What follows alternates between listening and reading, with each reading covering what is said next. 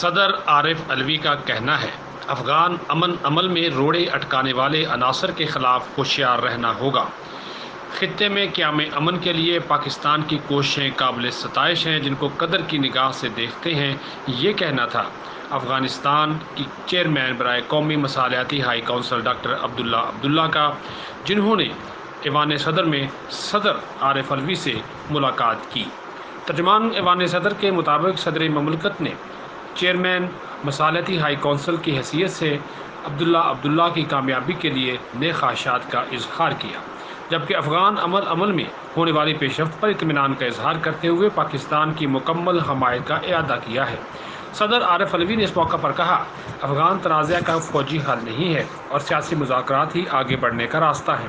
افغان قیادت کو اس مسئلے کے سیاسی تصفیے کے لیے اس تاریخی موقع سے فائدہ اٹھانا چاہیے۔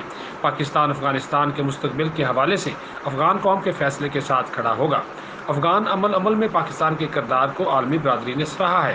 دوحہ میں بین الافغان مذاکرات کا آغاز ایک سنگ میل کی حیثیت رکھتا ہے۔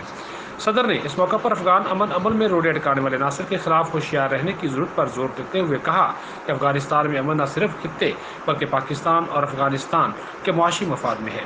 پاکستان نے کورونا وبا کے باوجود افغان ٹرانزٹ ٹریڈ آسان بنانے کے لیے بارڈر کراسنگ پوائنٹس کھولے۔ دونوں ممالک کو تجارت، ٹرانزٹ ٹریڈ اور عوامی رابطوں کو بڑھانے کے لیے مل کر کام کرنا ہوگا۔ پاکستان نے افغانستان میں ہسپتالوں، اسکولوں اور سڑکوں سمیت متعدد ترقیاتی منصوبے مکمل کیے ہیں۔ پاکستان افغان طلباء کو اعلیٰ تعلیم کے مزید مواقع فراہم کرے گا۔ اس موقع پر ڈاکٹر عبداللہ نے افغان عمل میں پاکستان کے کردار اور کوششوں پر اظہار تشکر کرتے ہوئے کہا کہ خطے میں قیام امن کے لیے پاکستان کا کردار بہت اہم ہے۔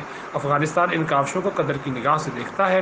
ان کا کہنا تھا کہ مستقبل میں پاکستان اور افغانستان قدم بقدم چل کر اور عالمی سطح پر ایک سوچ اپنانی ہوگی۔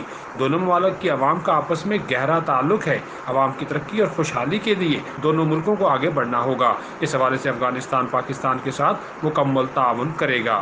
On line digital TV کے لیے صدیق ساجد، اسلام آباد۔